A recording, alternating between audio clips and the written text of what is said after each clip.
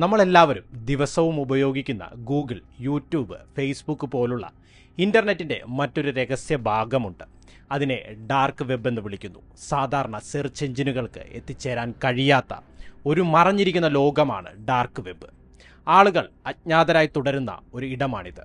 നിയമപരമായോ നിയമവിരുദ്ധമായോ ഏതാണ്ട് എന്തും സാധ്യമാണ്. ആ ഇരുണ്ട ലോകത്ത് സിൽക്ക് റോഡ് എന്നൊരു വെബ്സൈറ്റ് ഒരിക്കലുണ്ടായിരുന്നു. അത് ഒരു ഓൺലൈൻ കരിഞ്ചന്ത പോലെയായിരുന്നു. മയക്കുമരുന്ന്, ആയുധങ്ങൾ, വ്യാജരേഖകൾ, കുറ്റവാളികളെ നിയമിക്കുന്നത് പോലുള്ള അപകടകരമായ സേവനങ്ങൾ എന്നിവ പോലുള്ള നിയമവിരുദ്ധ കാര്യങ്ങൾക്കായി ഒരു രഹസ്യ ഷോപ്പിംഗ് വെബ്സൈറ്റ്. വാസ്തവത്തിൽ സിൽക്ക് റോഡ് വളരെ ജനപ്രിയമായി തീർന്നു. പലരും അതിനെ മയക്കുമരുന്നിനുള്ള ആമസോൺ എന്ന് വിളിച്ചു. ആമസോണിൽ ഷോപ്പിംഗ് നടത്തുന്നത് പോലെ ഉപയോക്താക്കൾക്ക് അവർക്ക് ആവശ്യമുള്ളത് തിരഞ്ഞെടുക്കാനും ഓൺലൈനായി പണമടയ്ക്കാനും അത് അവരുടെ വീട്ടിലേക്ക് നേരിട്ട് എത്തിക്കാനും കഴിഞ്ഞിരുന്നു.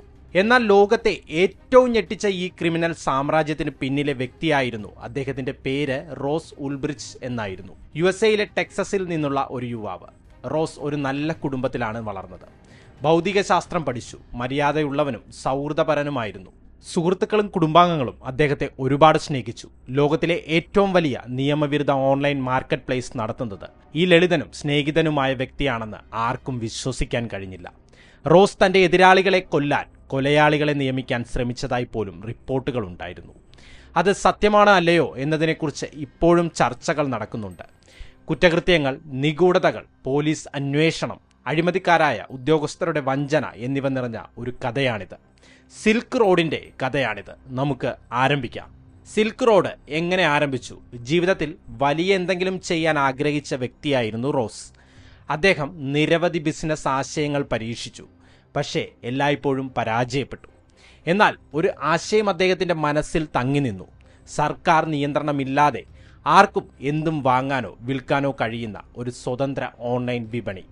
അത് സൃഷ്ടിക്കുക എന്നതായിരുന്നു ലക്ഷ്യം. ജനങ്ങളുടെ വ്യക്തിപരമായ തിരഞ്ഞെടുപ്പുകളിൽ സർക്കാർ ഇടപെടരുതെന്ന് റോസ് വിശ്വസിച്ചു. പ്രത്യേകിച്ച് മയക്കുമരുന്നുകളുടെ കാര്യത്തിൽ. ആളുകൾക്ക് നിയമപരമായി മദ്യമോ സിഗരറ്റോ വാങ്ങാൻ കഴിയുമെങ്കിൽ മറ്റു മരുന്നുകൾ എന്തുകൊണ്ട് പാടില്ല? ഇതായിരുന്നു അദ്ദേഹത്തിന്റെ മനസ്സിൽ. എന്നാൽ അത്തരമൊരു മാർക്കറ്റ് പ്ലേസ് നിർമ്മിക്കാൻ റോസിന് 2 കാര്യങ്ങൾ ആവശ്യമായിരുന്നു. ഒന്നാമത്തത് ഓൺലൈനിൽ മറഞ്ഞിരിക്കുന്ന ഒരു മാർഗം. രണ്ടാമത്തത് ഉപയോക്താക്കൾക്ക് രഹസ്യമായി പേയ്മെന്റുകൾ നടത്താനുള്ള ഒരു മാർഗം. അപ്പോഴാണ് റോസ് TOR ബ്രൗസർ കണ്ടെത്തിയത്. ഉപയോക്താക്കളുടെ ഐഡന്റിറ്റി ഇന്റർനെറ്റിൽ മറയ്ക്കുന്ന ഒരു പ്രത്യേക ബ്രൗസർ. പിന്നീട് അദ്ദേഹം ബിറ്റ്കോയിൻ കണ്ടെത്തി. ഉപയോക്താക്കൾക്ക് അജ്ഞാതമായി പേയ്മെന്റുകൾ നടത്താൻ അനുവദിക്കുന്ന ഒരു പുതിയ തരം ഓൺലൈൻ പണം. TORഉം ബിറ്റ്കോയിനും ഉപയോഗിച്ച് റോസ് 2010 തന്റെ കിടപ്പുമുറിയിൽ നിന്ന് തന്റെ വെബ്സൈറ്റ് സിൽക്ക് റോഡ് സൃഷ്ടിക്കാൻ തുടങ്ങി. അദ്ദേഹം രാവും പകലും ജോലി ചെയ്തു. സൈറ്റ് കോഡ് ചെയ്യുകയും രൂപകൽപ്പന ചെയ്യുകയും ചെയ്തു. അതിനെക്കുറിച്ച് അദ്ദേഹം പറഞ്ഞ ഒരേ ഒരു വ്യക്തി തന്റെ കാമുകി ജൂലിയ ആയിരുന്നു. എന്നാൽ റോസ് മറ്റൊരു വെല്ലുവിളി നേരിട്ടു. സിൽക്ക് റോഡ് തയ്യാറായപ്പോൾ സൈറ്റിൽ വിൽപ്പനക്കാരോ ഉൽപ്പന്നങ്ങളോ ഉണ്ടായിരുന്നില്ല. അതിനാൽ ആരംഭിക്കാൻ റോസ് തന്നെ ഒരുതരം മയക്കുമരുന്നായ മാജിക് കൂൺ വളർത്തി അവ ഓൺലൈനിൽ വിറ്റു. പതുക്കെ വാർത്ത പരന്നു.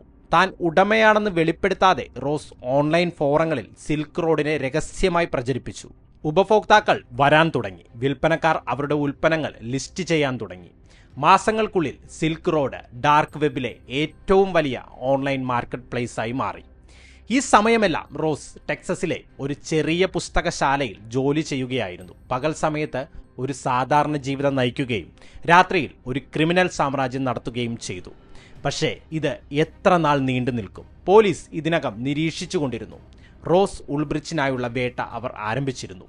സിൽക്ക് റോഡ് എന്ന വെബ്സൈറ്റ് ഉപയോഗിച്ച് റോസ് മാജിക് കൂൺ ഓൺലൈനായി വിൽക്കാൻ തുടങ്ങി. ഭാഗ്യവശാൽ കൂൺ പാക്ക് ചെയ്യാനും അയക്കാനും ആവശ്യമായതെല്ലാം അദ്ദേഹത്തിന്റെ കൈവശമുണ്ടായിരുന്നു. ആദ്യം റോസ് ആഴ്ചയിൽ 2 തവണ മാത്രമേ ഓർഡറുകൾ അയച്ചിരുന്നുള്ളൂ. എന്നാൽ താമസിയാതെ ഡിമാൻഡ് വർദ്ധിച്ചു. എല്ലാ ദിവസവും പാക്കേജുകൾ അയക്കേണ്ടി വന്നു. പതുക്കെ മറ്റ് വിൽപ്പനക്കാരും സിൽക്ക് റോഡിൽ ചേർന്നു. കൂൺ മാത്രമല്ല, കൊക്കൈൻ, മറ്റ് നിരവധി മരുന്നുകൾ എന്നിവയും വിറ്റു.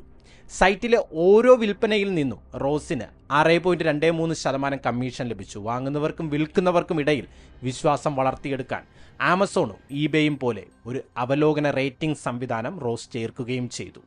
സിൽക്ക് റോഡിൽ റോസ് രാവും പകലും ജോലി ചെയ്തു.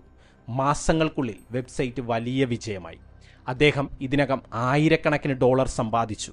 പക്ഷേ അവൻ്റെ കാമുകി ജൂലിയ ആശങ്കാകുലയായിരുന്നു. ഹെറോയിൻ പോലുള്ള അപകടകരമായ മരുന്നുകൾ പോലും വിൽക്കുന്നുണ്ടെന്ന് അറിഞ്ഞപ്പോൾ അവൾ ഭയപ്പെട്ടു. അവൾ റോസിനോട് ചോദിച്ചു, ഈ മരുന്നുകൾ ഉപയോഗിച്ച ശേഷം ആരെങ്കിലും മരിച്ചാലോ? അവലോകന സംവിധാനം മോശം വിൽപ്പനക്കാരെ തടയുമെന്ന് റോസ് വിശ്വസിച്ചു. എന്നാൽ ജൂലിയ മറുപടി പറഞ്ഞു, ഒരാൾ മരിച്ചാൽ എങ്ങനെ മോശം അവലോകനം ഇടാൻ കഴിയും? താമസിയാതെ ഗാക്കർ എന്ന പ്രശസ്ത വെബ്സൈറ്റ് ഇതിനെക്കുറിച്ച് എഴുതിയതിനു ശേഷം സിൽക്ക് റോഡ് വളരെയധികം ശ്രദ്ധ നേടി. അതിനുശേഷം നിരവധി വാർത്താ ചാനലുകൾ സൈറ്റിനെക്കുറിച്ച് റിപ്പോർട്ട് ചെയ്യാൻ തുടങ്ങി. ഇത് സൈറ്റിനെ കൂടുതൽ വേഗത്തിൽ വളരാൻ സഹായിച്ചു.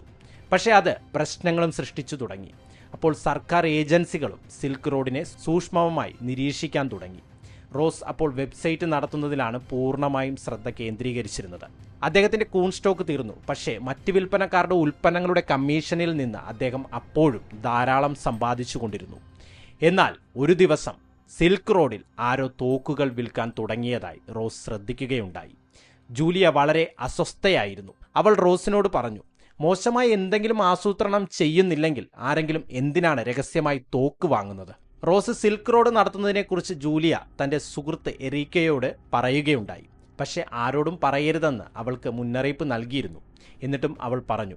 എന്നാൽ ഒരു ദിവസം ഒരു തർക്കത്തിന് ശേഷം എറീക്ക റോസിന്റെ ഫേസ്ബുക്ക് വാളിൽ പരസ്യമായി പോസ്റ്റ് ചെയ്തു, റോസ് ഉൾബ്രിച്ചിന്റെ മയക്കുമരുന്ന് വെബ്സൈറ്റിനെക്കുറിച്ച് പോലീസിന് അറിയാൻ താല്പര്യമുണ്ടെന്ന് എനിക്ക് ഉറപ്പുണ്ട്. റോസ് പരിഭ്രാന്തനായി. അദ്ദേഹം പെട്ടെന്ന് പോസ്റ്റ് ഇല്ലാതാക്കി എറീക്കയെ വിളിച്ചു. മറ്റാരോടും പറയരുതെന്ന് അപേക്ഷിച്ചു. ഈ സംഭവം റോസിനെ മാനസികമായി തകർത്തു. ജൂലിയയുമായുള്ള ബന്ധവും അവസാനിച്ചു. റോസിന് തൻ്റെ അപ്പാർട്ട്മെൻറ്റ് ഉപേക്ഷിക്കേണ്ടി വന്നു. കുറച്ചു കാലത്തേക്ക് മറ്റ് രാജ്യങ്ങളിലേക്ക് യാത്ര ചെയ്യാൻ തീരുമാനിച്ചു. അങ്ങനെ റോസ് ഓസ്ട്രേലിയയിലെ ബോണ്ടി ബീച്ചിലേക്ക് പോയി. വിയറ്റ്നാമിലൂടെ സഞ്ചരിച്ചു. ഏഷ്യയിലുടനീളം ബാക്ക് പാക്ക് ചെയ്തു. സിൽക്ക് റോഡിന് പിന്നിലെ വ്യക്തിയും ബിറ്റ്കോയിനിലെ കോടീശ്വരനുമാണ് റോസ് എന്ന് ആർക്കും അറിയില്ലായിരുന്നു. എന്നാൽ യാത്ര ചെയ്യുമ്പോൾ സൈറ്റ് കൈകാര്യം ചെയ്യാൻ റോസിന് ഇൻ്റർനെറ്റ് കഫേകൾ ഉപയോഗിക്കേണ്ടി വന്നു. ആരെങ്കിലും തൻ്റെ സ്ക്രീൻ കണ്ടേക്കുമെന്ന് അയാൾ എപ്പോഴും പരിഭ്രാന്തനായിരുന്നു. എന്നാൽ വളർന്നുവരുന്ന ഒരു വെബ്സൈറ്റ് കൈകാര്യം ചെയ്യുന്നത് എളുപ്പമായിരുന്നില്ല. റോസ് എല്ലാം സ്വയം നിർമ്മിച്ചതിനാൽ നിരവധി സാങ്കേതിക പ്രശ്നങ്ങളും ബഗ്ഗുകളും ഉണ്ടായിരുന്നു. 12 വലിയ സ്വപ്നങ്ങളോടെയാണ് റോസ് സിൽക്ക് റോഡ് സൃഷ്ടിച്ചത്. പക്ഷേ കാര്യങ്ങൾ എപ്പോഴും സുഗമമായി നടന്നില്ല. ഒരിക്കൽ കോഡിങ്ങിലെ ഒരു ചെറിയ പിഴവ് കാരണം ആളുകൾ സൈറ്റിൽ നിന്ന് സാധനങ്ങൾ വാങ്ങുമ്പോൾ പണം സമ്പാദിക്കുന്നതിന് പകരം റോസ് പണം നഷ്ടപ്പെടുത്താൻ തുടങ്ങി. ഈ ഗുരുതരമായ പ്രശ്നം പരിഹരിക്കാൻ സിൽക്ക് റോഡിൽ ചേരുന്ന പുതിയ ഉപയോക്താക്കളെ താൽക്കാലികമായി തടയേണ്ടി വന്നു. ഹാക്കർമാർ മോചനദ്രവ്യത്തിനായി സൈറ്റ് ആക്രമിക്കുക, ഉപഭോക്താക്കൾ പരാതിപ്പെടുക, പോലീസ് പാഴ്സലുകൾ കൊണ്ടുപോകുന്നത് പോലുള്ള പ്രശ്നങ്ങൾ പരിഹരിക്കുകയും പുതിയ പ്രശ്നങ്ങൾ കൈകാര്യം ചെയ്യുകയും ചെയ്തുകൊണ്ട് അദ്ദേഹം രാവും പകലും പ്രവർത്തിച്ചു. തനിക്കിനി എല്ലാം ഒറ്റയ്ക്ക് കൈകാര്യം ചെയ്യാൻ കഴിയില്ലെന്ന് റോസ് മനസ്സിലാക്കി. അങ്ങനെ അദ്ദേഹം സൈറ്റിൽ നിന്ന് തന്നെ വിശ്വസനീയരായ ഉപയോക്താക്കളെ നിയമിക്കാൻ തുടങ്ങി. പതുക്കെ അദ്ദേഹം ഏകദേശം 10 പേരുടെ ഒരു ടീം നിർമ്മിച്ചു. ചിലർ വെബ്സൈറ്റ് മെച്ചപ്പെടുത്തുന്നതിനായി പ്രവർത്തിച്ചു. ചിലർ തർക്കങ്ങൾ കൈകാര്യം ചെയ്തു. മറ്റുള്ളവർ ഫോറം ശ്രദ്ധിച്ചു. അവരിൽ ഭൂരിഭാഗവും പണത്തിനു വേണ്ടി മാത്രമല്ല പ്രവർത്തിച്ചത്. റോസിന്റെ സ്വതന്ത്ര വിപണി എന്ന ആശയത്തിൽ അവർ വിശ്വസിച്ചു. വിപ്ലവകരമായ ഒന്നിന്റെ ഭാഗമാണെന്ന് അവർക്ക് തോന്നി. കാലം കടന്നു പോകുമ്പോൾ സിൽക്ക് റോഡ് മയക്കുമരുന്ന് മാത്രമല്ല വിൽക്കാൻ തുടങ്ങിയത്. വ്യാജ പാസ്പോർട്ടുകൾ, ഹാക്കിംഗ് ഉപകരണങ്ങൾ, വ്യാജ പണം, സയനൈഡ്, ആയുധങ്ങൾ പോലുള്ള അപകടകരമായ വസ്തുക്കൾ പോലും സൈറ്റിൽ പ്രത്യക്ഷപ്പെട്ടു. മനുഷ്യ ശരീര അവയവങ്ങൾ വിൽക്കാൻ പോലും ആരോ ശ്രമിച്ചു. റോസിന് അതിനെക്കുറിച്ച് ഉറപ്പില്ലായിരുന്നു. പക്ഷേ സിൽക്ക് റോഡ് ഒരു പ്ലാറ്റ്ഫോം മാത്രമാണെന്ന് അദ്ദേഹം വിശ്വസിച്ചു. ഉപയോക്താക്കൾക്ക് എന്ത് വാങ്ങണം അല്ലെങ്കിൽ വിൽക്കണം എന്ന് തീരുമാനിക്കാനുള്ള സ്വാതന്ത്ര്യമുണ്ടായിരുന്നു. രസകരമെന്ന് പറയട്ടെ, സിൽക്ക് റോഡിനും ഒരു സമൂഹബോധമുണ്ടായിരുന്നു. ഉപയോക്താക്കൾക്കായി റോസ് ഓൺലൈൻ സിനിമാ രീതികൾ പോലും സംഘടിപ്പിച്ചു. എല്ലാവരും ഒരുമിച്ച് കണ്ട സിനിമ വി ഫോർ വെൻഡേറ്റ ആയിരുന്നു. സർക്കാർ വിരുദ്ധ വീക്ഷണങ്ങളുള്ള ആളുകൾക്കിടയിൽ ജനപ്രിയമായ ഒരു സിനിമ. വിജയികൾക്ക് മയക്കുമരുന്ന് ലഭിച്ച മത്സരങ്ങളും ഉണ്ടായിരുന്നു. കൂടാതെ മയക്കുമരുന്നിന്റെ അമിത ഉപയോഗത്താൽ ഒരാൾ മരിക്കാനുമിടയായി. തുടർന്ന് റോസ് വെറൈറ്റി ജോൺസ് എന്ന പരിചയസമ്പന്നനായ സിൽക്ക് റോഡ് ഉപയോക്താവിനെ കണ്ടുമുട്ടി. അദ്ദേഹം റോസിന്റെ ഉപദേഷ്ടാവും വഴികാട്ടിയുമായി. അവർ ചെയ്യുന്നത് US നിയമപ്രകാരം വളരെ ഗുരുതരമായ ശിക്ഷകൾക്ക് കാരണമാകുമെന്ന് ജോൺസ് റോസിന് മുന്നറിയിപ്പ് നൽകി. ജീവപര്യന്തം തടവോ മരണമോ പോലും ലഭിച്ചേക്കാം. സ്വയം സംരക്ഷിക്കുന്നതിനായി റോസ് ഒരു പുതിയ ഐഡന്റിറ്റി സ്വീകരിച്ചു. Dread pyrite Roberts DPR. ഇത് പ്രിൻസസ് ബ്രൈഡ് എന്ന സിനിമയിൽ നിന്ന് പ്രചോദനം ഉൾക്കൊണ്ട ഒരു ആശയം. ഈ ഐഡന്റിറ്റി വ്യക്തിയിൽ നിന്ന് മറ്റൊരാളിലേക്ക് കൈമാറാൻ കഴിയും. ഇത് സൈറ്റിന്റെ യഥാർത്ഥ ഉടമയെ കണ്ടെത്തുന്നത് ബുദ്ധിമുട്ടാക്കുന്നു. റോസും വെറൈറ്റി ജോൺസും ഓൺലൈനിൽ അടുത്ത സുഹൃത്തുക്കളായി. റോസിനപ്പോൾ ഏകാന്തത കുറഞ്ഞു. യഥാർത്ഥ ജീവിതത്തിൽ താനൊരു സ്റ്റോക്ക് വ്യാപാരിയാണെന്ന് തന്റെ കുടുംബം ഉൾപ്പെടെ എല്ലാവരോടും കള്ളം പറയേണ്ടി വന്നു. സിൽക്ക് റോഡിൽ നിന്ന് ഹാക്കർമാർ പലതവണ ബിറ്റ്കോയിനുകൾ മോഷ്ടിച്ചെങ്കിലും സൈറ്റ് എല്ലാ ആഴ്ചയും ദശലക്ഷക്കണക്കിന് സമ്പാദിച്ചു കൊണ്ടിരുന്നതിനാൽ റോസ് അധികം വിഷമിച്ചില്ല. ബിറ്റ്കോയിനിന്റെ മൂല്യം വർദ്ധിച്ചതോടെ റോസിന്റെ സമ്പത്തും വേഗത്തിൽ വളർന്നു. സിൽക്ക് റോഡിന്റെ 2ാം വർഷത്തോടെ ഏകദേശം 1 ദശലക്ഷം ഉപയോക്താക്കളുണ്ടായിരുന്നു. റോസിന്റെ ആസ്തി ദശലക്ഷക്കണക്കിനായിരുന്നു.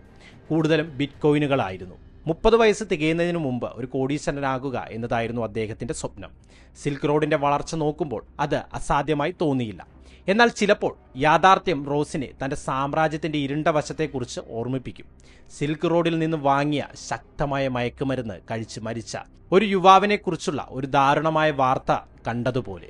അതുപോലുള്ള നിമിഷങ്ങൾ റോസിനെ തന്റെ പ്രവൃത്തികൾ യഥാർത്ഥ ലോകത്തിലെ യഥാർത്ഥ ജീവിതത്തെ ബാധിക്കുന്നുണ്ടെന്ന് കാണിച്ചു കൊടുത്തു. ചില കുട്ടികൾ സിൽക്ക് റോഡ് വെബ്സൈറ്റിൽ നിന്ന് ഒരു പാർട്ടി പാക്ക് ഓർഡർ ചെയ്തു. ആ പാക്കിൽ ചൈനയിൽ നിർമ്മിച്ച ഒരു സിന്തറ്റിക് മരുന്നുണ്ടായിരുന്നു. അത് ശരിയായ ലാബിൽ നിർമ്മിച്ചതല്ല. ഈ കുട്ടികൾ ഇന്റർനെറ്റിൽ നിന്ന് സിൽക്ക് റോഡിനെ കുറിച്ച് പഠിച്ചു. ബിറ്റ്കോയിൻ എങ്ങനെ വാങ്ങണമെന്നവർ പഠിച്ചു. സിൽക്ക് റോഡിൽ നിന്ന് മയക്കുമരുന്ന് ഓർഡർ ചെയ്യാൻ അത് ഉപയോഗിച്ചു. ഏതൊരു സാധാരണ പാഴ്സലിനെയും പോലെ ഉൽപ്പന്നം അവരുടെ വീട്ടിലെത്തി. ആ മരുന്ന് ഉപയോഗിച്ചതിന് ശേഷം ഒരു കുട്ടി വല്ലാതെ പരിഭ്രാന്തനാകാൻ തുടങ്ങി. അവൻ എവിടെയാണെന്നോ ചുറ്റും എന്താണ് സംഭവിക്കുന്നതെന്നോ അവൻ അറിയില്ല. എല്ലാം കറങ്ങുന്നത് പോലെ തോന്നി. പെട്ടെന്ന് അവൻ എഴുന്നേറ്റ് എവിടേക്ക് പോകുന്നുവെന്ന് അറിയാതെ ഓടാൻ തുടങ്ങി. അവൻ ഹോട്ടൽ ബാൽക്കണിയിൽ നിന്ന് നേരെ ഓടി പാർക്കിംഗ് ഏരിയയിലേക്ക് 30 അടി താഴ്ചയിലേക്ക് വീണു. സുഹൃത്തുക്കളെ, മയക്കുമരുന്ന് അങ്ങനെ ഒരു കുട്ടിയുടെ ജീവിതവും നശിപ്പിച്ചു. ഈ സാഹചര്യത്തിൽ DEA പോലുള്ള നിരവധി സർക്കാർ ഏജൻസികൾ സിൽക്ക് റോഡിന്റെ ഉടമയെ കണ്ടെത്താൻ കഠിനമായി പരിശ്രമിച്ചു. ഡ്രെഡ് പൈറേറ്റ് റോബർട്സ് എന്ന പേര് ഉപയോഗിക്കുന്ന വ്യക്തി. എന്നാൽ അതിശയകരമെന്ന് പറയട്ടെ, ഏറ്റവും വലിയ സൂചന ലഭിച്ചത് ഒരു IRS ഉദ്യോഗസ്ഥനിൽ നിന്നാണ്. അദ്ദേഹത്തിന്റെ പേര് ഗാരി ആൽഫോർഡ് ആയിരുന്നു. അദ്ദേഹം യഥാർത്ഥത്തിൽ ഒരു നികുതി ഉദ്യോഗസ്ഥനായിരുന്നു. ഒരു സാങ്കേതിക വിദഗ്ധനല്ലായിരുന്നു.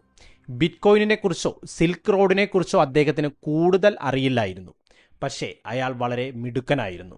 കുറ്റവാളികൾ ചെയ്യുന്ന ചെറിയ തെറ്റുകൾ കണ്ടെത്താൻ അയാൾക്ക് ഇഷ്ടമായിരുന്നു. ന്യൂയോർക്കിലെ ഒരു പഴയ കൊലപാതക കേസിനെക്കുറിച്ച് അയാൾ വായിച്ചിരുന്നു. അവിടെ പോലീസ് കുറ്റകൃത്യങ്ങൾ നടന്ന സ്ഥലങ്ങൾക്ക് സമീപമുള്ള പാർക്കിംഗ് ടിക്കറ്റുകൾ പരിശോധിച്ച് കൊലയാളിയെ പിടികൂടി. ആ ആശയം അദ്ദേഹത്തിന് പ്രചോദനമായി. അപ്പോൾ ഗാരി ചിന്തിച്ചു, സിൽക്ക് റോഡ് ഉടമ പോലും ഇന്റർനെറ്റിൽ എവിടെയെങ്കിലും എന്തെങ്കിലും ചെറിയ സൂചനകൾ അവശേഷിപ്പിച്ചിരിക്കാം. അയാൾ ഗൂഗിളിൽ പോയി സിൽക്ക് റോഡിനെക്കുറിച്ച് ആദ്യമായി പോസ്റ്റ് ചെയ്ത പോസ്റ്റ് കണ്ടെത്തി. ഫിൽട്ടറുകൾ ഉപയോഗിച്ച് 2011 ആൾട്ടോയിഡ് എന്ന ഉപയോക്താവ് നടത്തിയ പോസ്റ്റ് കണ്ടെത്തി. ആ വ്യക്തി ഒരു ഓൺലൈൻ ഫോറത്തിൽ സിൽക്ക് റോഡിനെക്കുറിച്ച് എഴുതിയിരുന്നു. പിന്നീട് ഗാരി ഒരു ബിറ്റ്കോയിൻ ഫോറത്തിൽ ആൾട്ടോയിഡിന്റെ മറ്റൊരു പോസ്റ്റ് കണ്ടെത്തി. അവിടെയും അദ്ദേഹം സിൽക്ക് റോഡിനെ പ്രമോട്ട് ചെയ്തിരുന്നു. എന്നാൽ ഏറ്റവും വലിയ തെറ്റ് സംഭവിച്ചത് ആൾട്ടോയിഡ് ബിറ്റ്കോയിനുമായി ബന്ധപ്പെട്ട ഒരു ജോലി ഓഫർ പോസ്റ്റ് ചെയ്തപ്പോഴാണ്. ആ പോസ്റ്റിൽ ആൾട്ടോയിഡ് തന്റെ ഇമെയിൽ roseullbrich@gmail.com എന്നാണ് എഴുതിയത്. ഗാരി ആ പേര് തിരഞ്ഞു, റോസ് ഉൾബ്രിച്ച്. റോസിന്റെ YouTube channel, LinkedIn profile, silk റോഡിന്റെ ആശയങ്ങളുമായി പൊരുത്തപ്പെടുന്ന മറ്റ് നിരവധി കാര്യങ്ങൾ എന്നിവ അദ്ദേഹം കണ്ടെത്തി. പതുക്കെ പതുക്കെ റോസ് ഉൾബ്രിച്ച് യഥാർത്ഥ ഡ്രെഡ് പൈറേറ്റ് റോബർട്സ് ആയിരിക്കാമെന്ന് വ്യക്തമായി. സിൽക്ക് റോഡ് എന്ന പ്രശസ്തമായ ഡാർക്ക് വെബ്സൈറ്റിന് പിന്നിലുള്ള വ്യക്തിയായിരുന്നു റോസ് ഉൾബ്രിച്ച്. ആദ്യകാലങ്ങളിൽ അദ്ദേഹം തന്നെ ഈ സൈറ്റ് വ്യത്യസ്ത ഓൺലൈൻ ഫോറങ്ങളിൽ പ്രമോട്ട് ചെയ്തു. എന്നാൽ ഇതിനിടയിൽ റോസ് ഒരു വലിയ തെറ്റ് ചെയ്തു. അദ്ദേഹത്തിന്റെ ഒരു പോസ്റ്റിൽ അദ്ദേഹം അബദ്ധവശാൽ തന്റെ സ്വകാര്യ ഇമെയിൽ വിലാസം പങ്കിട്ടു, roseullbrich@gmail.com. ഗാരി എന്ന IRS ഉദ്യോഗസ്ഥൻ ഈ ചെറുതും എന്നാൽ പ്രധാനപ്പെട്ടതുമായ വിശദാംശങ്ങൾ ശ്രദ്ധിച്ചു. പതുക്കെ സൂചനകൾ ബന്ധിപ്പിക്കാൻ തുടങ്ങി. സിൽക്ക് റോഡ് നടത്തുന്ന വ്യക്തി റോസ് ആയിരിക്കാമെന്ന് അദ്ദേഹം സംശയിക്കാൻ തുടങ്ങി.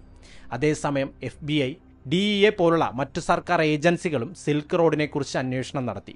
അന്വേഷണത്തിനിടെ FBIക്ക് സിൽക്ക് റോഡിന്റെ സെർവറിന്റെ IP വിലാസം കണ്ടെത്താൻ കഴിഞ്ഞു.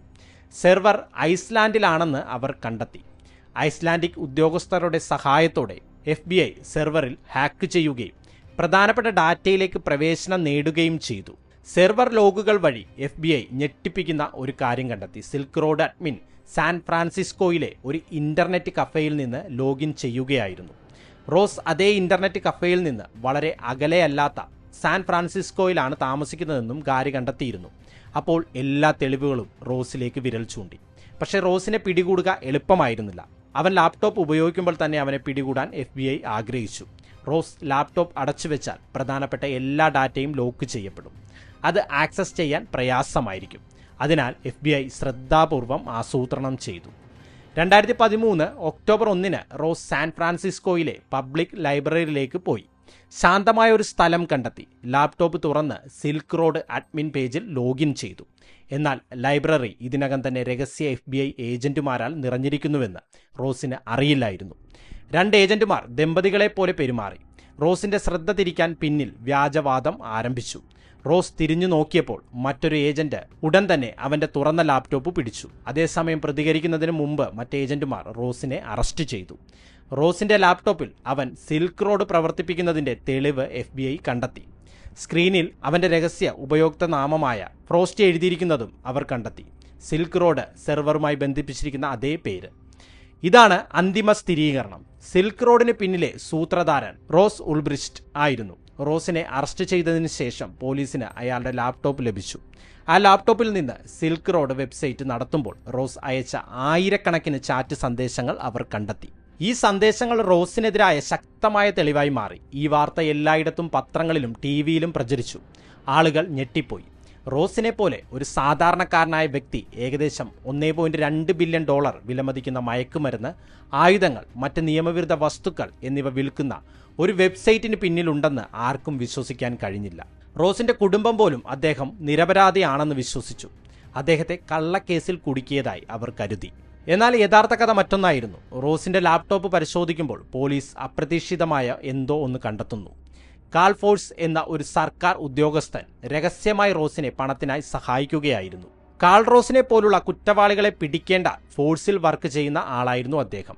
എന്നാൽ പകരം അദ്ദേഹം റോസുമായി ഒരു വ്യാജപ്പേര് നോബ് ഉപയോഗിച്ച് ചാറ്റ് ചെയ്യാൻ തുടങ്ങി. അന്വേഷണത്തെക്കുറിച്ചുള്ള രഹസ്യ വിവരങ്ങൾ തന്റെ കൈവശമുണ്ടെന്ന് കാൾ റോസിനോട് പറഞ്ഞു. ആ വിവരങ്ങൾക്ക് പകരമായി റോസ് കാളിന് ഏകദേശം $7,50,000 ബിറ്റ്കോയിൻ നൽകി. പക്ഷേ കഥ അവിടെ അവസാനിക്കുന്നില്ല. സിൽക്ക് റോഡിൽ റോസിനായി ജോലി ചെയ്യുന്ന മറ്റൊരു മോഡറേറ്റർ, അദ്ദേഹത്തിന്റെ പേര് കാർട്ടിസ് ഗ്രീൻ, ഒരു ദിവസം അറസ്റ്റിലായി. കാർട്ടീസിന്റെ വീട്ടിലേക്ക് ഒരു മയക്കുമരുന്ന് പാക്കേജ് ലഭിച്ചു. പോലീസ് അദ്ദേഹത്തെ പിടികൂടി. എന്നാൽ കാർട്ടീസിന്റെ അറസ്റ്റിന് ശേഷം റോസ് വിചിത്രമായി എന്തോ ശ്രദ്ധിച്ചു. ഏകദേശം $3,50,000 വില വരുന്ന ബിറ്റ്കോയിൻ വെബ്സൈറ്റിൽ നിന്ന് കാണാതായി. കാർട്ടീസ് അത് മോഷ്ടിച്ചുവെന്ന് റോസ് കരുതി. എന്നാൽ വാസ്തവത്തിൽ അത് കാർട്ടീസ് അല്ലായിരുന്നു. അത് ഷോൺ ബ്രിഡ്ജസ് എന്നൊരു മറ്റൊരു അഴിമതിക്കാരനായ ഉദ്യോഗസ്ഥനായിരുന്നു. കാർട്ടീസിനെ അറസ്റ്റ് ചെയ്ത ശേഷം ഷോൺ സിൽക്ക് റോഡിലെ കാർട്ടീസിന്റെ അക്കൗണ്ടിൽ ലോഗിൻ ചെയ്ത് ബിറ്റ്കോയിൻ സ്വന്തം അക്കൗണ്ടിലേക്ക് മാറ്റി. പോലീസ് ഉദ്യോഗസ്ഥനായിരുന്ന കാൾ ഫോഴ്സും ഷോൺ ബ്രിഡ്ജസും സിൽക്ക് റോഡിൽ നിന്ന് രഹസ്യമായി പണം മോഷ്ടിക്കുകയായിരുന്നു. റോസിന് ഇത് അറിയില്ലായിരുന്നു. കാർട്ടീസ് തന്നെ വഞ്ചിച്ചുവെന്ന് അദ്ദേഹം കരുതി. അതിനാൽ റോസ് കാർട്ടീസിനെ ആക്രമിക്കാൻ ഒരാളെ നിയമിക്കാൻ തീരുമാനിച്ചു. തുടക്കത്തിൽ റോസ് അദ്ദേഹത്തെ ഭയപ്പെടുത്തി. പണം തിരികെ ലഭിക്കാൻ മാത്രമേ ആഗ്രഹിച്ചുള്ളൂ. എന്നാൽ സിൽക്ക് റോഡിലെ ചില ആളുകൾ കാർട്ടീസിനെ കൊല്ലണമെന്ന് റോസിനെ ബോധ്യപ്പെടുത്തി. റോസ് അത് സമ്മതിച്ചു. അപ്പോൾ അഴിമതിക്കാരനായ ഉദ്യോഗസ്ഥനായ കാൾ ഫോഴ്സ് പണം സമ്പാദിക്കാനുള്ള മറ്റൊരവസരമായി ഇതിനെ കണ്ടു. $80,000 കാർട്ടീസിനെ കൊല്ലാൻ കഴിയുന്ന ചില കൊലയാളികളെ തനിക്കറിയാമെന്ന് കാൾ റോസിനോട് പറഞ്ഞു. $40,000 കൊല്ലുന്നതിന് മുമ്പും $40,000 ശേഷവും നൽകണം. റോസ് പണം നൽകി. എന്നാൽ യഥാർത്ഥത്തിൽ സംഭവിച്ചത് ഞെട്ടിക്കുന്നതായിരുന്നു. ഒരു മൃതദേഹം പോലെ കിടക്കുന്ന കാർട്ടീസിന്റെ ഫോട്ടോ എടുത്ത് കാൾ അദ്ദേഹത്തിന്റെ വ്യാജമരണം അരങ്ങേറ്റി. കാർട്ടീസ് ജീവിച്ചിരിപ്പുണ്ടായിരുന്നു. ഫോട്ടോ വിശ്വസിച്ച റോസ് ബാക്കി പണവും നൽകി. ഇതിൽ റോസ് അസ്വസ്ഥനായിരുന്നു. പക്ഷേ അത് ആവശ്യമാണെന്ന് കരുതി. പിന്നീട് തന്നെ ഭീഷണിപ്പെടുത്തുന്ന 5 പേരെ കൂടി കൊല്ലാൻ കൊലയാളികളെ നിയമിക്കാൻ പോലും റോസ് ശ്രമിച്ചു. പക്ഷേ ഇതെല്ലാം തട്ടിപ്പുകളായിരുന്നു. കൊലപാതകങ്ങളൊന്നും സംഭവിച്ചില്ല. മൃതദേഹങ്ങളൊന്നും കണ്ടെത്തിയില്ല. ആളുകൾ റോസിൽ നിന്ന് പണം വാങ്ങി വഞ്ചിക്കുക മാത്രമാണ് ചെയ്തത്. റോസിനെ അറസ്റ്റ് ചെയ്തപ്പോൾ പോലീസ് ഈ ചാറ്റുകൾ അദ്ദേഹത്തിന്റെ ലാപ്ടോപ്പിൽ കണ്ടെത്തി. എന്നാൽ ആരും കൊല്ലപ്പെട്ടിട്ടില്ലാത്തതിനാൽ റോസിനെതിരായ കൊലപാതക കുറ്റം ഒഴിവാക്കി. പിന്നീട് അഴിമതിക്കാരായ 2 ഉദ്യോഗസ്ഥരെയും കാൾ ഫോഴ്സ്, ഷോൺ ബ്രിഡ്ജസ് എന്നിവരെ പിടികൂടി. ഏകദേശം 6 വർഷത്തെ തടവിന് ശിക്ഷിച്ചു. റോസിനെ അറസ്റ്റ് ചെയ്തില്ലായിരുന്നുവെങ്കിൽ ഈ അഴിമതിക്കാരായ ഉദ്യോഗസ്ഥർ എന്നേക്കുമായി രക്ഷപ്പെടുമായിരുന്നു. തുടർന്ന് റോസ് ഉൾബ്രിച്ചിന്റെ വിചാരണ ആരംഭിച്ചു. റോസ് ഉൾബ്രിച്ചിനെതിരായ ഗുരുതരമായ 7 ക്രിമിനൽ കുറ്റങ്ങൾ ചുമത്തി. മയക്കുമരുന്ന് കടത്ത്, കള്ളപ്പണം വെളുപ്പിക്കൽ, നിയമവിരുദ്ധ ബിസിനസ് നടത്തൽ എന്നിവ ഇതിൽ ഉൾപ്പെടുന്നു. സാധാരണയായി വലിയ കുറ്റകൃത്യ നേതാക്കൾക്ക് നൽകപ്പെടുന്ന കുറ്റങ്ങൾ: ഒരു ലൈബ്രറിയിൽ വെച്ച് ലാപ്ടോപ്പ് തുറന്ന് സിൽക്ക് റോഡിന്റെ അഡ്മിൻ പേജിൽ ലോഗിൻ ചെയ്ത നിലയിൽ റോസിനെ പിടികൂടിയെങ്കിലും താൻ കുറ്റക്കാരനല്ലെന്ന് അദ്ദേഹം അപ്പോഴും അവകാശപ്പെട്ടു. റോസ് സിൽക്ക് റോഡ് സൃഷ്ടിച്ചുവെന്ന് അദ്ദേഹത്തിന്റെ അഭിഭാഷകർ സമ്മതിച്ചു. പക്ഷേ അത് പണം സമ്പാദിക്കാനുള്ള ഒരു ബിസിനസ് അല്ല, മറിച്ച് സാമൂഹിക പരീക്ഷണം മാത്രമാണെന്ന് പറഞ്ഞു. അവരുടെ വാദം റോസ് പിന്നീട് സൈറ്റ് ഡ്രൈഡ് പൈറേറ്റ് റോബർട്സ് എന്ന മറ്റൊരാൾക്ക് വിറ്റു എന്നായിരുന്നു. സൈറ്റ് വിറ്റതിന് ശേഷം റോസിന് ഇതുമായി യാതൊരു ബന്ധവുമില്ലെന്ന് റോസിന്റെ വക്കീൽ പറഞ്ഞു. റോസിനെ കള്ളക്കേസിൽ കുടുക്കാൻ വ്യാജ ചാറ്റ് ലോഗുകളും ഫയലുകളും റോസിന്റെ ലാപ്ടോപ്പിൽ സ്ഥാപിച്ചിട്ടുണ്ടെന്ന് അവർ വാദിച്ചു. എന്നാൽ സർക്കാരിന് വളരെ ശക്തമായ തെളിവുകൾ ഉണ്ടായിരുന്നു. വർഷങ്ങളായി സിൽക്ക് റോഡ് കൈകാര്യം ചെയ്യുന്നയാളാണെന്ന് തെളിയിക്കുന്ന പഴയ ചാറ്റ് സന്ദേശങ്ങളും ഫയലുകളും റോസിന്റെ ലാപ്ടോപ്പിൽ നിന്ന് അവർ കണ്ടെത്തി. പിടിക്കപ്പെട്ടാൽ ഒരു ബാക്കപ്പ് പ്ലാനായി റോസും പങ്കാളിയും ഡ്രെഡ് പൈറേറ്റ് റോബർട്സ് എന്ന പേര് സൃഷ്ടിച്ച ഒരു ചാറ്റ് പോലും ഉണ്ടായിരുന്നു. റോസ് വ്യാജ ഐഡികൾ വാങ്ങുന്നതിനെക്കുറിച്ച് സംസാരിക്കുന്നതും സന്ദേശങ്ങളിൽ കാണിച്ചു. ഏതാണ്ട് അതേസമയം റോസിന്റെ വ്യാജ ഐഡികൾ ഷിപ്പ് ചെയ്യുന്നത് പോലീസ് പിടികൂടി. അതിനു പുറമെ റോസ് സൈറ്റ് വിറ്റതിന് ഒരു തെളിവുമില്ല. സിൽക്ക് റോഡിൽ നിന്ന് സമ്പാദിച്ച ബിറ്റ്കോയിൻ ഇപ്പോഴും നേരിട്ട് റോസിലേക്ക് പോകുന്നുണ്ടായിരുന്നു. ഒടുവിൽ ജൂറി എല്ലാ കുറ്റങ്ങളിലും റോസിനെ കുറ്റക്കാരനാണെന്ന് പ്രഖ്യാപിച്ചു. ജഡ്ജി ശിക്ഷ വിധിക്കുന്നതിനു മുമ്പ് റോസ് കരുണ കാണിക്കണമെന്ന് ആവശ്യപ്പെട്ട് ഒരു കത്തെഴുതി. പിന്നീടുള്ള ജീവിതത്തിൽ ഒരു ചെറിയ സ്വാതന്ത്ര്യമെങ്കിലും ലഭിക്കാൻ അദ്ദേഹം അഭ്യർത്ഥിച്ചു. പക്ഷേ ജഡ്ജിക്ക് അത് ബോധ്യപ്പെട്ടില്ല. ജോസിന് 2 ജീവപര്യന്തം തടവും 40 വർഷത്തെ പരോൾ സാധ്യതയുമില്ലാതെ ശിക്ഷിക്കപ്പെട്ടു.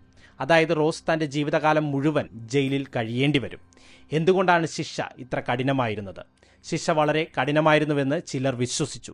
റോസിന് മുമ്പ് ക്രിമിനൽ പശ്ചാത്തലം ഇല്ലായിരുന്നു. അദ്ദേഹം നേരിട്ട് മയക്കുമരുന്ന് വിൽപ്പന നടത്തിയിരുന്നില്ല. മറ്റുള്ളവർക്ക് വ്യാപാരം ചെയ്യാൻ കഴിയുന്ന ഒരു പ്ലാറ്റ്ഫോം മാത്രമാണ് അദ്ദേഹം സൃഷ്ടിച്ചത്. ഈബേ, ക്രെയ്ഗ് ലിസ്റ്റ് പോലുള്ള നിരവധി വെബ്സൈറ്റുകളിൽ നിയമവിരുദ്ധ വസ്തുക്കൾ വിൽക്കുന്നുണ്ടെങ്കിലും അവയുടെ ഉടമകൾ ജയിലിലല്ലെന്ന് റോസിന്റെ പിന്തുണക്കാർ വാദിച്ചു. എന്നാൽ നിയമവിരുദ്ധ വിൽപ്പനയ്ക്കായി പ്രത്യേകം നിർമ്മിച്ചതിനാൽ സിൽക്ക് റോഡ് വ്യത്യസ്തമാണെന്ന് ജഡ്ജി വിശ്വസിച്ചു. സിൽക്ക് റോഡ് മൂലമുണ്ടായ നാശനഷ്ടങ്ങൾ വളരെ വലുതാണ്. കുടുംബങ്ങൾ നശിപ്പിക്കപ്പെട്ടു, ആളുകൾ അടിമകളായി. സിൽക്ക് റോഡിൽ നിന്ന് വാങ്ങിയ മയക്കുമരുന്ന് കാരണം നിരവധി പേർക്ക് ജീവൻ നഷ്ടപ്പെട്ടു. മൃതദേഹങ്ങൾ കണ്ടെത്തിയില്ലെങ്കിലും 5 പേരെ കൊല്ലാൻ റോസ് ഉത്തരവിട്ടിരുന്നുവെന്നും ജഡ്ജി പരാമർശിച്ചു. ഈ കൊലപാതകങ്ങൾ നടന്നതായി വിശ്വസിച്ചുകൊണ്ട് റോസ് പണം നൽകുകയും ചെയ്തു. സിൽക്ക് റോഡ് യഥാർത്ഥത്തിൽ സുരക്ഷിതമായിരുന്നു. തെരുവ് കച്ചവടക്കാരിൽ നിന്ന് വാങ്ങുന്നതിനേക്കാൾ സുരക്ഷിതമാണ് ഓൺലൈനിൽ മയക്കുമരുന്ന് വാങ്ങുന്നതെന്ന് ചിലർ വാദിച്ചു. അവലോകന സംവിധാനത്തിലൂടെ സിൽക്ക് റോഡ് വഴി വാങ്ങുന്നവരെ സംരക്ഷിക്കുമെന്നും റോസ് വിശ്വസിച്ചിരുന്നു. എന്നാൽ മറ്റുള്ളവർ സിൽക്ക് റോഡ് യുവാക്കൾ ഉൾപ്പെടെ ആർക്കും അപകടകരമായ മരുന്നുകൾ എളുപ്പത്തിൽ ലഭ്യമാക്കുന്നുവെന്ന് ചൂണ്ടിക്കാട്ടി. 2011നും 2013നും ഇടയിൽ സിൽക്ക് റോഡിന് 1.2 ദശലക്ഷത്തിലധികം ഇടപാടുകൾ ഉണ്ടായിരുന്നു. അതിൽ 9.5 ദശലക്ഷത്തിലധികം ബിറ്റ്കോയിനുകൾ നേടി. അതിൽ വലിയൊരു പങ്ക് കമ്മീഷനായി റോസ് നേടി. അത് അദ്ദേഹത്തെ വളരെ സമ്പന്നനാക്കി. എന്നാലും എല്ലാ സ്വപ്നങ്ങളും അസ്തമിച്ചു. അതെ, മയക്കുമരുന്ന് വിപണിയിലെ രാജാവിലേക്കുള്ള റോസിന്റെ യാത്ര ദുരന്തത്തിൽ അവസാനിച്ചു. പിന്നീട് റോസിനെ അറസ്റ്റ് ചെയ്ത് സിൽക്ക് റോഡ് അടച്ചുപൂട്ടിയതിനു ശേഷവും അത് മറ്റുള്ളവരെ അദ്ദേഹത്തിന്റെ ആശയം പകർത്തുന്നതിൽ നിന്ന് തടഞ്ഞില്ല. സിൽക്ക് റോഡ് 2.0 ഉടൻ തന്നെ ഒരു പുതിയ ഗ്രൂപ്പ് ആരംഭിച്ചു. എന്നാൽ സിൽക്ക് റോഡ് 2.0 അധികം നാൾ നീണ്ടുനിന്നില്ല. ഓപ്പറേറ്ററായ ബ്ലേക്ക് ബെന്തലിന്റെ യഥാർത്ഥ ഇമെയിൽ ഉപയോഗിച്ച് രജിസ്റ്റർ ചെയ്ത സെർവർ പോലീസ് കണ്ടെത്തുകയും അവനെ എളുപ്പത്തിൽ പിടികൂടുകയും ചെയ്തു. അതിനുശേഷം നിരവധി ഡാർക്ക് വെബ് മാർക്കറ്റുകൾ പ്രത്യക്ഷപ്പെടുകയും അപ്രത്യക്ഷമാവുകയും ചെയ്തിട്ടുണ്ട്. ചിലത് തട്ടിപ്പുകളായിരുന്നു, ചിലത് സർക്കാർ ഒരുക്കിയ കെണികളായിരുന്നു. രസകരമെന്ന് പറയട്ടെ, ഒരു പുതിയ സൈറ്റ് സൃഷ്ടാക്കളിൽ പലരും റോസ് സൃഷ്ടിച്ച ഡ്രെഡ് പൈറേറ്റ് റോബർട്സ് എന്ന പേര് ഉപയോഗിച്ചു. ഇതിൽ നിന്ന് മനസ്സിലാക്കേണ്ടത് നിയമവിരുദ്ധമായി ചെയ്യുന്ന എന്ത് കച്ചവടമോ മറ്റ് എന്തായാലും അത് നൽകുന്ന സന്തോഷവും വരുമാനവും കുറച്ചു നാളത്തേക്ക് മാത്രമേ ഉണ്ടാവൂ. അതുമാത്രമല്ല, കുറച്ച് വരുമാനത്തിനായി ചെയ്യുന്ന കാര്യം ചിലപ്പോൾ നിങ്ങളുടെ ജീവിതം ഇല്ലാതാക്കും. അത് ഓർത്തുകൊള്ളുക. മയക്കുമരുന്നുകൾ നശിപ്പിച്ച ഒരുപാട് ജീവിതങ്ങൾ ഈ കഥയിലുണ്ട്. മരണം പോലും സംഭവിച്ചു. ആ ഓർമ്മപ്പെടുത്തലോടെ വീഡിയോ അവസാനിപ്പിക്കുന്നു.